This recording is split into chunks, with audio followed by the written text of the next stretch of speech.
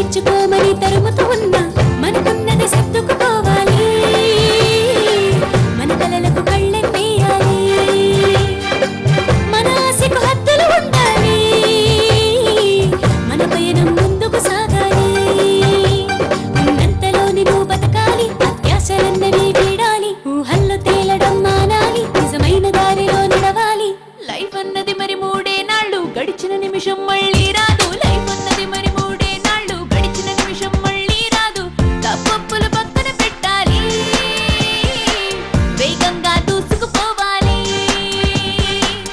ఆనింగి హద్దులు దాటాలి ఆనందం మంచులు చూడాలి పరుగెత్తి పాలనే తాగాలి మన కలలను నిజమే చెయ్యాలి రేపన్న మాటను మరవాలి ఈ రోజే నీదనుకోవాలి సయ్యా సయ్యా సయ్యా సయ్యా సయ్యా సయ్యా సయ్యా సయ్యా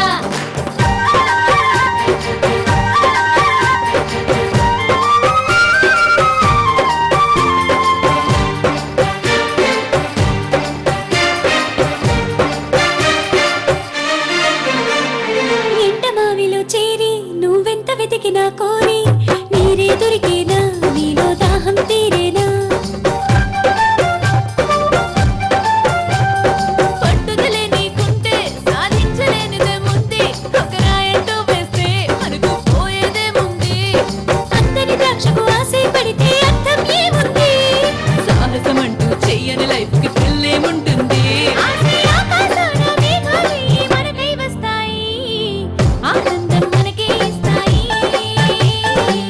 అమృత వర్షం కురిపిస్తాయి లైఫ్ అన్నది మరి మూడే నాళ్ళు గడిచిన నిమిషం మళ్ళీ రాదు తప్పులు పక్కన పెట్టాలి వేగంగా దూసుకుపోవాలి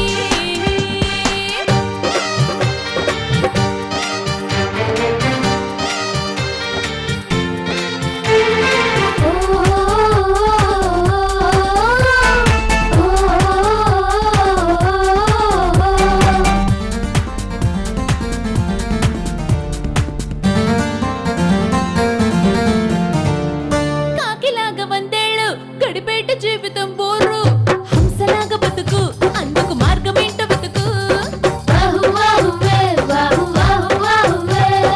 ఆశపడిన సీతమ్మ బంగారు లేడిని కోరి చెరలో పడలేదా లంకల ఒంటరి కాలేదా లోతుల్లోకి వెళ్తే గాని దొరకదుగా ముత్యం గాల్లో మేడలు కడితే ఫలితం అవుతుంది శూన్యం సుఖానే లేని పయనంలో నా తీరం ఏదరికి కోరికలే గుర్రాలైపోతే అడుగడుగు సుడిగుండాలి నలుగురితో కలిసి నడవాలి నిన్ను నువ్వు తెలుసుకు తీరాలి లైఫ్ అన్నది మరి మూడే నాళ్ళు గడిచిన నిమిషం మళ్ళీ రాదు తప్పుల పక్కన పెట్టాలి వేగంగా దూసుకుపోవాలి ఆనింగి హద్దులు దాటాలి ఆనందం మంచులు చూడాలి పరుగెత్తి పాలనే తాగాలి మన కలలను నిజమే చెయ్యాలి రేపన్న మాటను మరవాలి ఈ రోజే నీదనుకోవాలి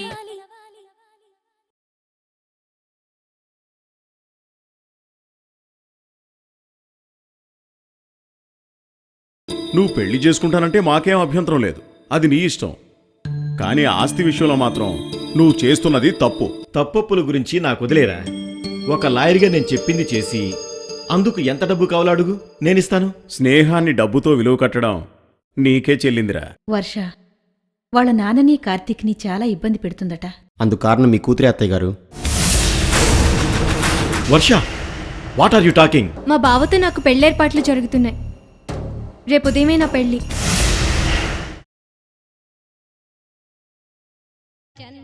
మీకోసమే వెయిట్ చేస్తున్నాం, రండి. వర్ష రాలేదే కార్తీక్? వర్ష మాతో మాట్లాడటం లేదు అమృత, గది లోపలే ఉంది. తలుపు కొట్టి పిలిచినా తీయలేదు. మాతో రావడం ఇష్టం లేదేమోనని మేమే వచ్చేసాం. తప్పక వస్తుందిగా. చెప్పలేమమ్మా. నా కూతురు నా కంట్రోల్ తప్పడమే కాదు, తన మనసు కూడా తన కంట్రోల్లో లేదు. ఎప్పుడేం చేస్తుందో అర్థమే కాదు. ఈరోజు ఆ పెళ్లి కాస్త అయిపోతే మీ అమ్మాయి మీ మాట వింటుందిలేండి. మీ మాటే కాదు, మనందరి మాట కూడా వింటుందిలేండి.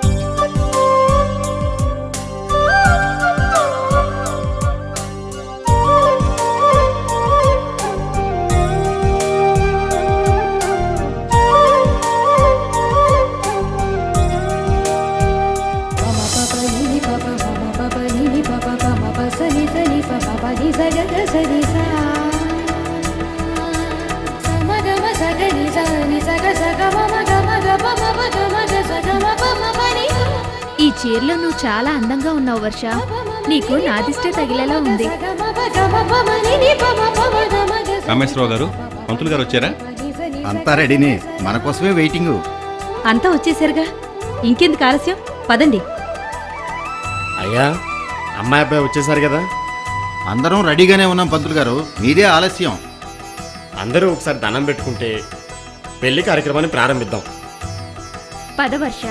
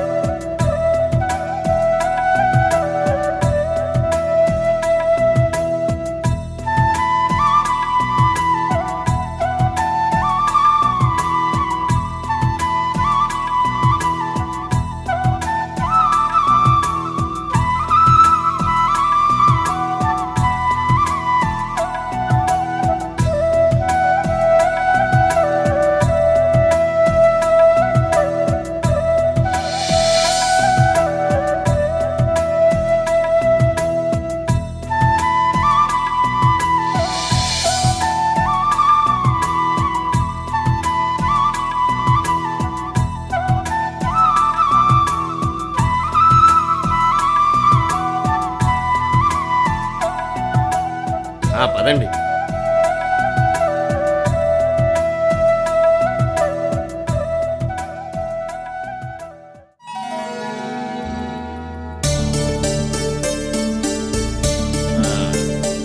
రా వర్ష,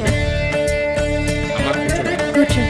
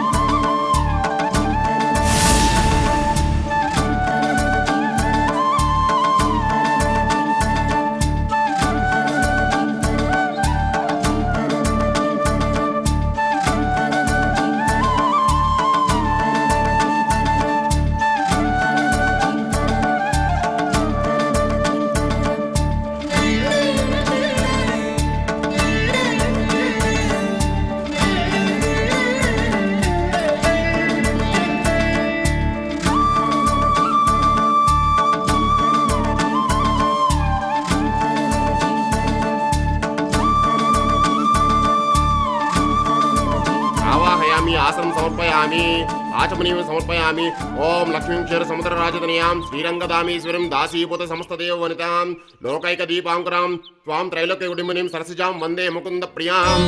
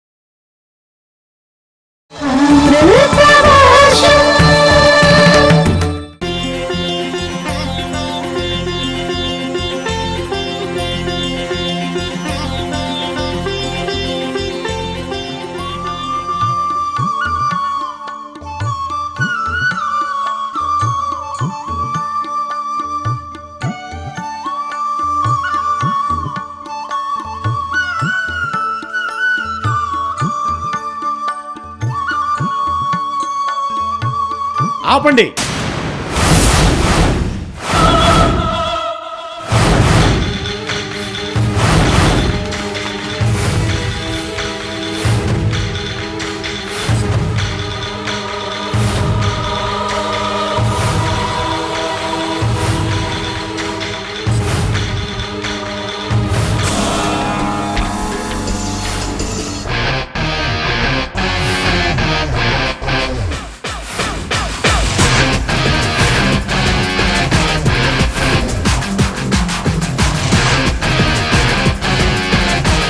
ఇంకా చూస్తారేంటి ఇన్స్పెక్టర్?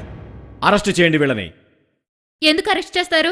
వాళ్ళ పెళ్లి జరిగిందని అబద్ధం చెప్పి మా కంప్లైంట్ ఇచ్చి వీళ్ళ పెళ్లి ఆపినందుకు.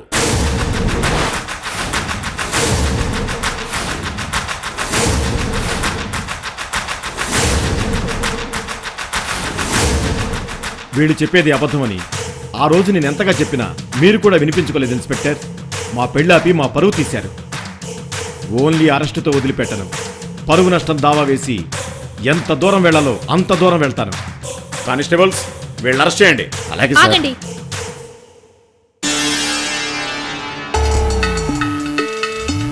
పక్కకు తప్పుకోండి. కంప్లైంట్ ఇచ్చిన వారిలో మీరు కూడా ఉన్నారు. మిమ్మల్ని అరెస్ట్ చేస్తున్నాం. మాతో పాటు స్టేషన్కి రండి. Constables sir. వాళ్ళిద్దరిని కూడా తీసుకెళ్లి జీప్ ఎక్కించండి. Okay sir. ఆగండి. ఏం ఎస్ఐ గారు, మమ్మల్ని ఎందుకు అరెస్ట్ చేస్తారు? వీళ్ళిద్దరికి పెళ్లి కాకపోవడం మీరు చూసారా? ఒకసారి పెళ్ళైపోతే మళ్ళీ ఇప్పుడు ఎందుకు చేస్తున్నారు? వాళ్ళిష్టం ఎస్ఐ గారు. ఒకసారి పెళ్లైపోయిన భార్యాభర్తలు మళ్ళీ 100 సార్లైనా చేసుకుంటారు. 1000 సార్లైనా అమ్మవారి కళ్యాణం చేస్తారు. అడగడానికి మీరెవరు?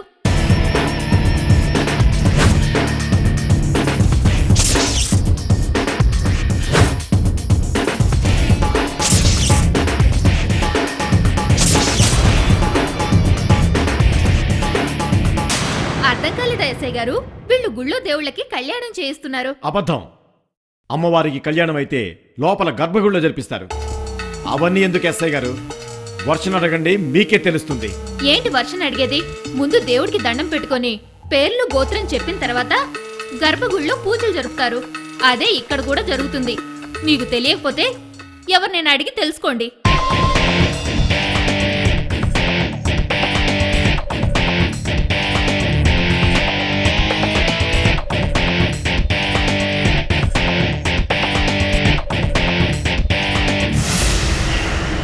పంతులు గారు, మీరిక వెళ్ళి ఈ దంపతుల పేర్ల మీద కళ్యాణం జరిపించండి.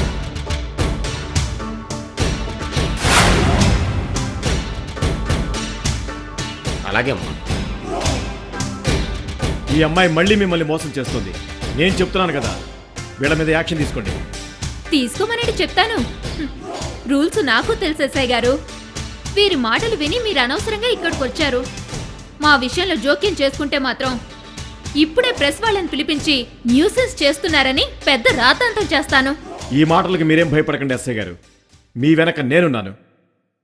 కావాలంటే కమిషనర్ గారితో మాట్లాడతాను. ఏం మాట్లాడతారు ఎస్ఐ గారు? పోలీసులు గుళ్ళోకొచ్చి భక్తుల్ని ఆటంకపరచవచ్చని చెప్తారా? అమ్మవారి కళ్యాణం జరిపించడం నేరం అని చెప్తారా? ఇవన్నీ అబద్ధం అని చెప్తాను. సాక్ష్యం చెప్పడానికి వర్ష ఉంది. ఇన్స్పెక్టర్కి నిజం చెప్పు వర్ష. చెప్పమ్మా, వీళ్ళు నీకు బలవంతంగా పెళ్లి జరిపిస్తున్నారా లేక అమ్మవారి కళ్యాణం జరిపిస్తున్నారా? నువ్వు చెప్పే ముందు 1 నిమిషం ఆగు వర్ష.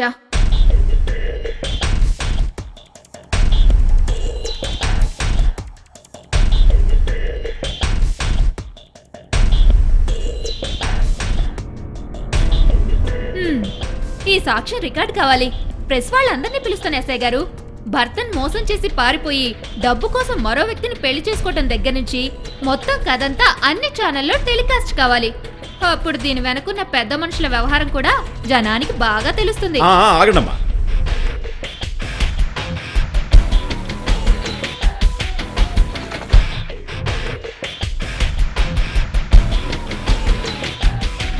సార్, చూస్తుంటే ఈ వ్యవహారం చాలా పెద్దదయ్యేలా ఉంది. మీ దగ్గర రిటర్న్గా కూడా కంప్లైంట్ తీసుకోకుండా మీ మీద నమ్మకంతో వచ్చాను. ఏదైనా జరిగితే నా ఉద్యోగమే పోతుంది. ఒకసారి ప్రెస్ వాళ్ళు ఇక్కడికి వచ్చారంటే చాలు, ఇక పరిస్థితి మన చేతుల్లో ఉండదు. ఈ రోజంతా టీవీలలో మన బొమ్మలతో సహా ఇదే న్యూస్ వస్తూ ఉంటుంది. మీ పరువు కూడా డ్యామేజ్ అవుతుంది సార్. తర్వాత మీ ఇష్టం. సారీ సార్, వస్తాను. కానిస్టేబుల్స్, మన పెళ్లి వీళ్ళ చేతుల మీదుగానే జరిపిస్తాను, లేకపోతే నా పేరు వర్షే కాదు.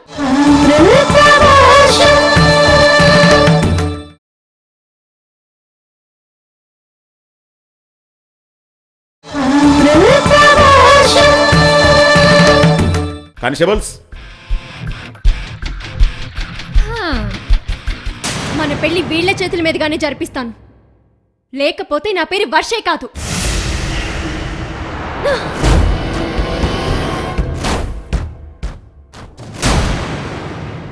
మావయ్య గారు, తెలివితేటలు మీ ఇద్దరి సొత్తే కాదు, మాకు ఉంటాయి.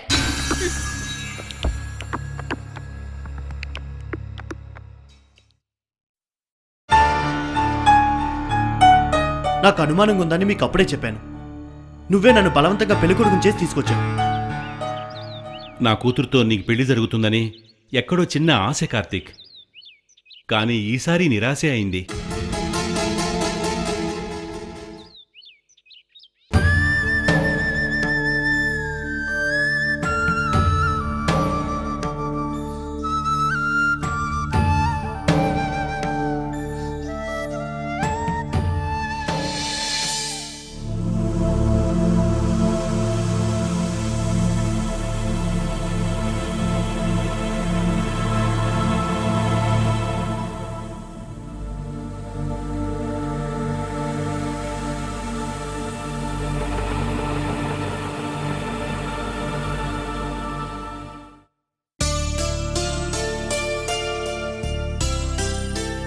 సారీ అండి, గుళ్ళో కొంచెం లేట్ అయింది. ఎందుకు ఆలస్యమైందని నేను అడిగానా?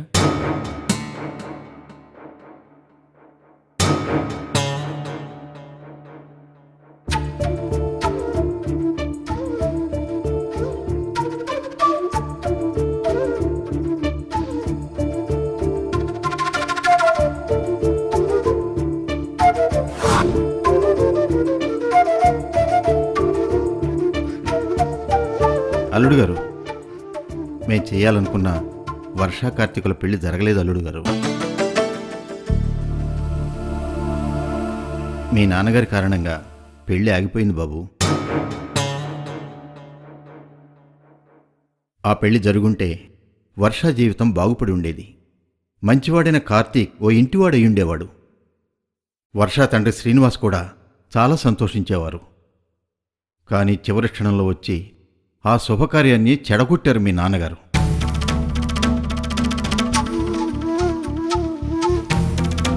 ఒక వియ్యంకుడిగా మీ నాన్నగారితో నేనేం మాట్లాడలేకపోయాను. వాళ్ళ పెళ్లి జరిగేలా మీ నాన్నగారితో మీరు ఒకసారి మాట్లాడితే బాగుంటుందేమో అల్లుడు గారు. నాకు ఇష్టం లేదు.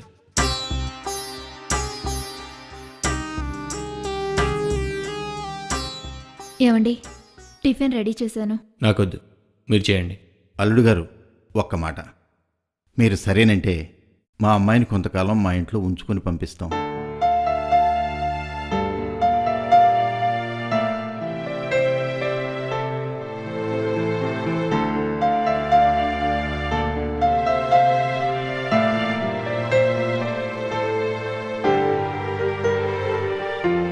నీళ్లు పోసుకున్న అమ్మాయి మా దగ్గరుంటే కొంచెం కష్టం లేకుండా ఉంటుందని బాబు. ఇప్పుడెందుకులేమ్మా, మొదటి పురుడు ఎలాగైనా పుట్టింట్లోనే కదా జరగాలి. అందుకని 5వ నెలలోనో 7వ నెలలోనో వస్తానులే.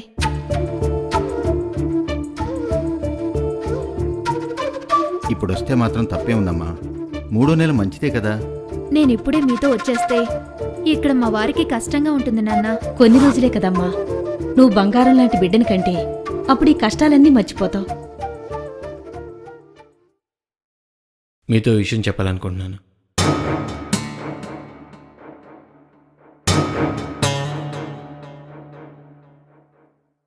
మీరేవేవో ఊహించుకుని అనవసరంగా ఆశలు పెంచుకోవద్దు. మాకప్పుడే పిల్లలు కావాలో వద్దు నేను ఇంకా నిర్ణయించుకోలేదు. అవసరమైతే అబార్షన్ చేయించుకోవాల్సి వస్తుంది.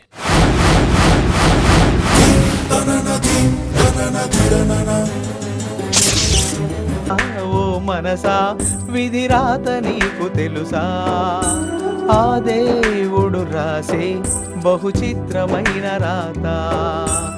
ఒకరికి శాపమునిచ్చి వేరొకరికి వరమందించి అన్నీ చేస్తూ అంతా చూస్తూ ఆడుతున్న ఆట